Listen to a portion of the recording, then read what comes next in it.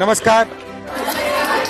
हमारी इस मीटिंग में देश भर से महिलाएं आई है, कई कस्बों से, राज्यों से, जिलों से, तहसील से आई है।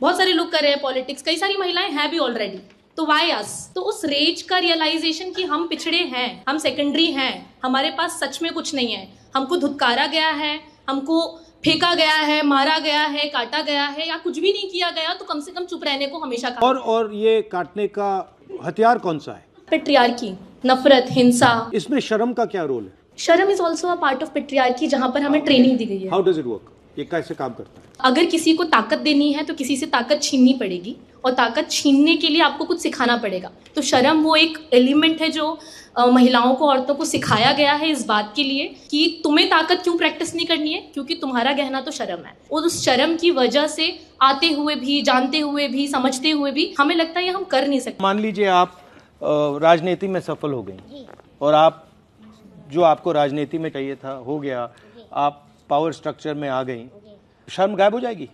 नहीं, शर्म गायब हो जाएगी। तो ट्रैप तो शर्म है कि जब हम अपने आप को मान लेंगे कि हम एकदम बराबर हैं, तब जब मैं मगर समाज तो नहीं मानेगा ना। समाज नहीं मानेगा, धीरे धीरे समाज मानता है, और धीरे धीरे उनके बीच में जाना, उठना, बैठना, उनसे बात करना, चीत करना, उनके दुख सुनने शामिल होना, उनको एक बहुत बड़ा संगठन बनाना। उस संगठन का नाम हमने रखा महिला शक्ति संगठन।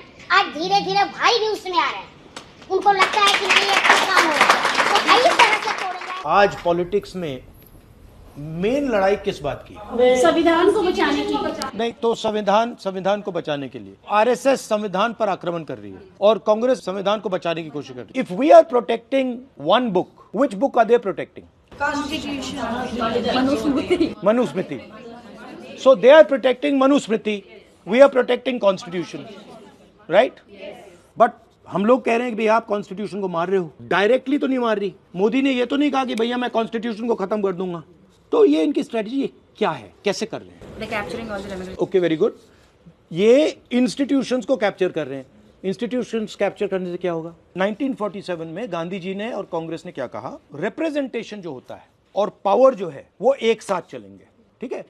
मतलब अगर आप एमएलए बने, रिप्रेजेंटेटिव चुने गए, तो आपको पावर दी जाएगी। ये कॉन्स्टिट्यूशन में कहा गया है और ये कांग्रेस ने हमेशा किया है। अब बीजेपी ने नया कॉन्सेप्ट निकाला है। ये पहले सिस्टम था, रिप्रेजेंटेशन और पावर एक साथ। अब इन्होंने ये कर दिया, पावर इस साइड कर दी, रिप्रेजेंटेशन इस साइड कर दी। ये कह रहे हैं कि भैया देखो, दलित हो, आदिवासी हो, पिछड़े वर्ग के हो, तुम लोकसभा विधानसभा में जितना आना चाहते हो आ जाओ, हम बैठा देंगे तुम्हें, मगर विधानसभा में, लोकसभा में पार नहीं होगी। पावर का इधर ले जाएंगे। तो 90% हिंदुस्तान क्या सोच रहा है? बड़ा खुश है कि भैया देखो, हमें लोकसभा में टिकट दे दी, हमें विधानसभा में टिकट दे दी, हमें पंचायतों में टिकट दे दी। और इन्होंने क्या किया?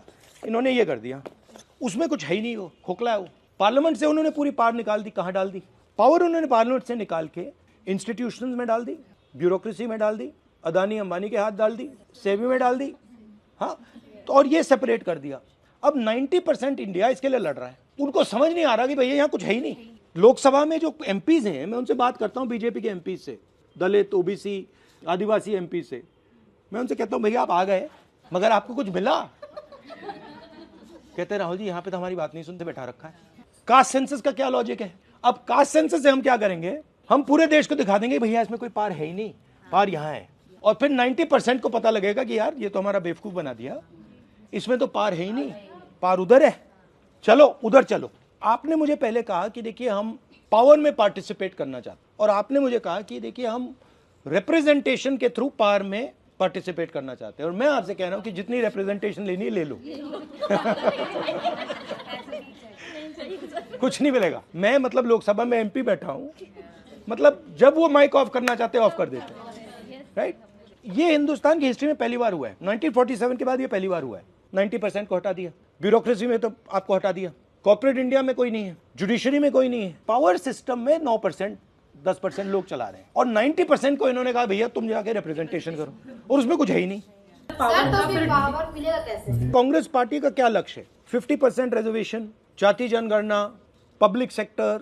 अब हम क्या करने जा रहे हैं कि हम देश को बताना चाह रहे हैं कि देखिए ये रिप्रेजेंटेशन और ये जो पावर का स्ट्रक्चर है इन्होंने अलग कर दिया। अगले 10 साल 15 साल का काम ये है फिर से पावर को विधानसभा में, लोकसभा में डालना है। तो इसमें आपका क्या रोल है? आपका रोल है कि क्लैरिटी से आप बोलें कि लड़ाई मनुस्मृति और संविधान के बीच में है, लड़ाई पावर और रिप्रेजेंटेशन को जोड़ने की है।